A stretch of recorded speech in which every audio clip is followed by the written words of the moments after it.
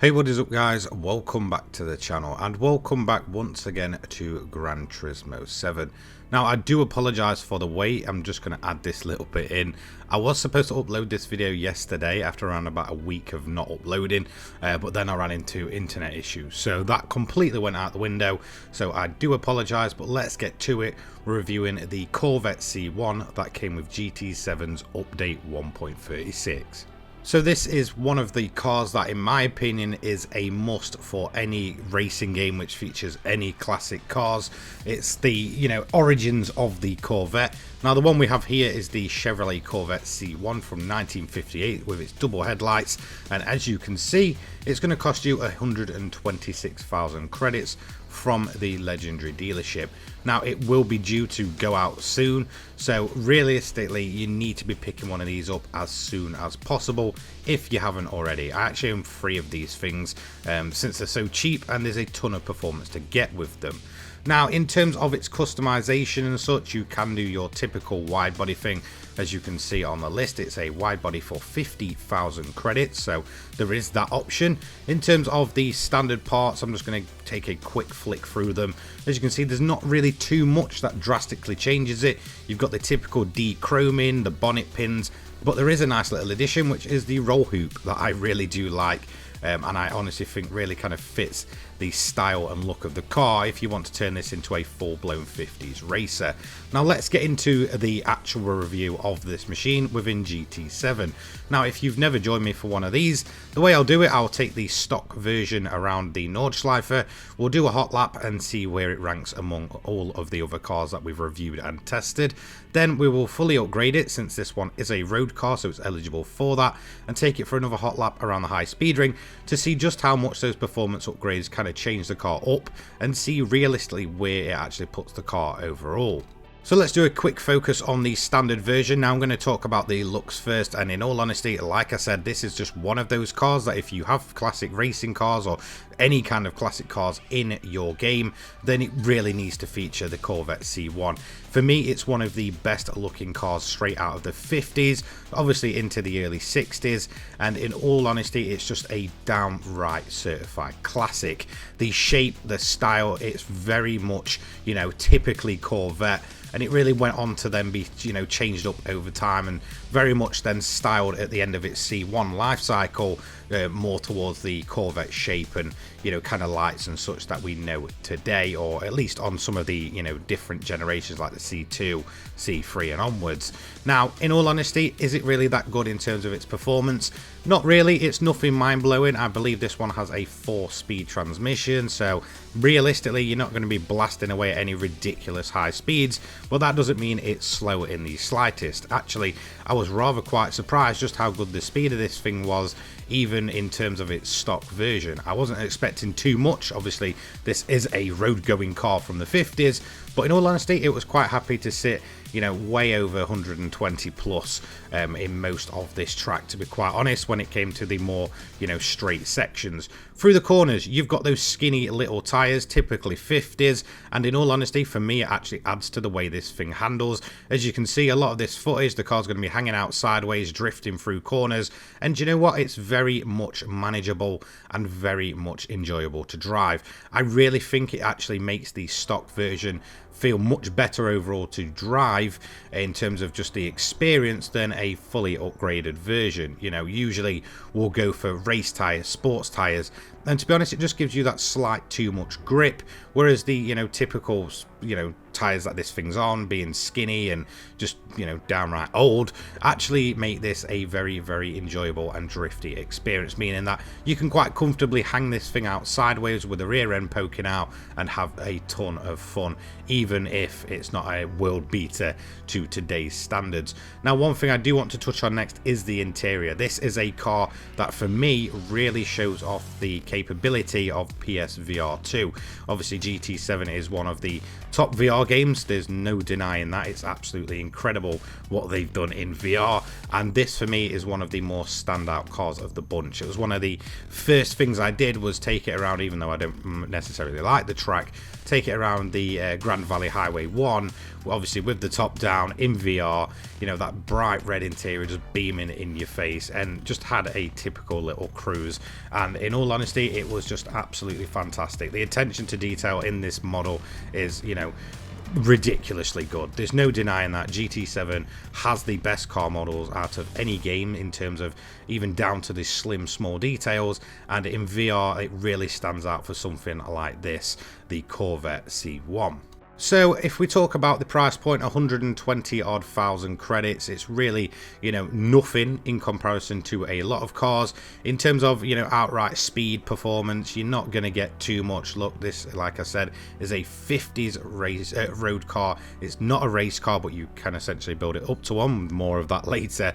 And overall, it's just a, you know, downright classic. So you don't get too much speed. You get those skinny 50s tires, which you can hang it out sideways. In all honesty, the brakes, they suit the car. It's a 4-speed manual transmission and it looks absolutely fantastic. I honestly think, you know, bang for your buck, this is a very, very solid pick, and I'm glad they've not absolutely boosted the price through the roof, meaning that it's genuinely a accessible vehicle for every single player. And if you haven't picked one of these up, or you're thinking that you wasn't too interested because it's just a typically, you know, 50s car, you're not interested in the road cars, you're not interested in classics, I recommend just going ahead and just picking one up. Look, you'll earn those credits back in no time. You can really upgrade it, and in all honesty, it's just a fantastic, joyful car to drive and to look at. So overall, the stock version is fantastic. I'm having a ton of fun with it. Would I use it as a go-to every day? Not really, but if you pop yourself in maybe a, you know, a typical custom lobby or something like that, or maybe you're one of the guys that's into kind of, you know, more the role playing side of GT7 in those lobbies, then this is a fantastic car to just go for a cruise and just, you know, kind of chill out with a few friends. Or if you really just want to, you know, hot lap an old Corvette in its standard form, then well, you can do that. So when it comes to the Corvette C1, I wasn't expecting too much, in all honesty. Yes, it's definitely a classic, but I wasn't expecting to have probably as much fun or put as much time into this car as I actually have so far. You know, racking up way over 300 to nearly 500 miles in just over a week of the update. And, you know, I've been building different versions of it, and in all honesty, it just doesn't disappoint. So really, overall, this is a fantastic addition to anyone's garage. I would fully recommend, if you are looking for a classic car, to just go for this one. Go ahead and pick it up.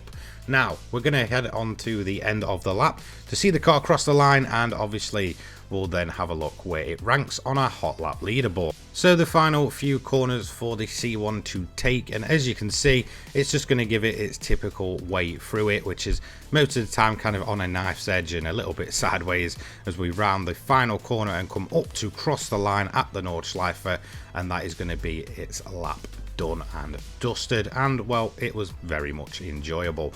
So let's have a look where it does rank. As you can see, this one falls in the 500 pp category.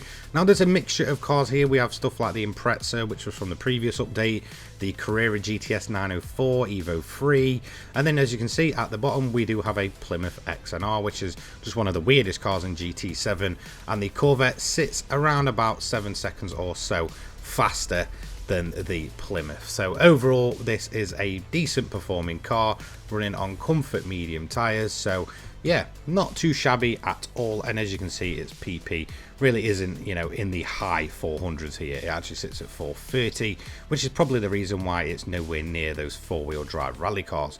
But we are not done there.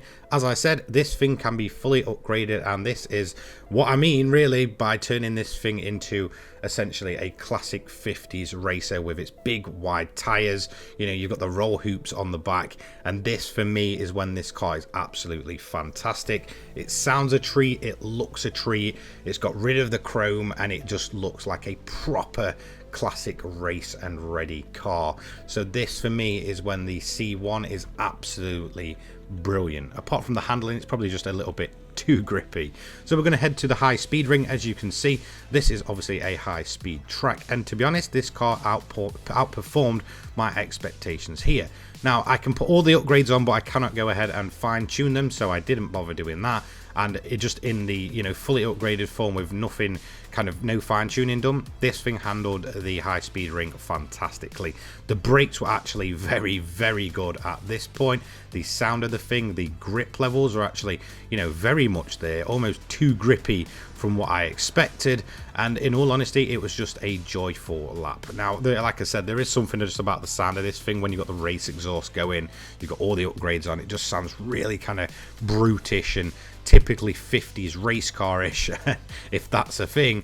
And yeah, I just had a ton of fun, and as you can see through the corners, even there, the Corvette C1 is just outperforming any expectations I had. I expected it to be very much tail happy, very much snapping on the exit of corners, and it just, well, didn't. As you can see, it goes through all of the corners almost faultlessly and really does put its power down very, very well. As you can see, a little bit of a snap there, but again, it's just manageable, and this car is just proving itself to be better and better each time I go ahead and drive it. And those upgrades don't push the PP limit actually up to any ridiculous amount, meaning that you can really get some nice builds going, whether you're at 600 or 700 PP for the Corvette C1. It's fast, it's overall a very reliable and decent runner, and that's really what you want in terms of, you know, getting a car ready to grind events. And well, you can do that with this thing.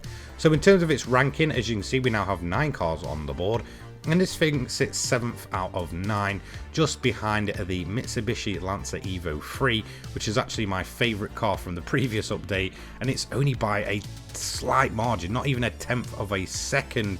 And as you can see, in terms of the Plymouth and the Alfa Romeo Giulia, you know, around about, you know, being classic cars, this thing just absolutely decimates them. It really wasn't off the pace. Overall, it felt very, very quick, and to be honest, I couldn't fine tune the top speed, so I was topping out around about 179, when in reality this thing can do 200 miles per hour no problem. So it does go to show that even in the corners, this C1 Corvette is a fantastic handling car when it's got all of the upgrades on.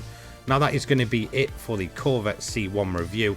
Would I recommend you buying this car now? To be totally honest, yes. It's great value for money. It outperforms expectations in any way, and in all honesty, I'm just having a ton of fun with this car, and well, that's kind of what I want you guys to do. So yes, I fully recommend picking this thing up. Now, big thank you to Wraith. I am affiliated with them. If you do want 10% off and you want to get some decent energy down you, then you use my channel name. That will give you a nice little discount. Once again, a big thank you to all of my channel members who you'll see on screen all the way through this outro now. They have been massively helpful in helping support this channel kind of between uploads. It gives me, you know, the ability to take some time away and, you know, be able to focus on other content that I want to do.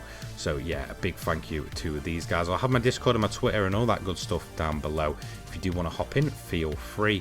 And yeah, that's going to be it from me. I will continue to review all of the 1.36 cars. I'll have the Maserati review done soon, and then I'll even have a bit of a review for the massive meme itself, the ambulance. That's going to be it from me. See you later, guys. Take care. Peace.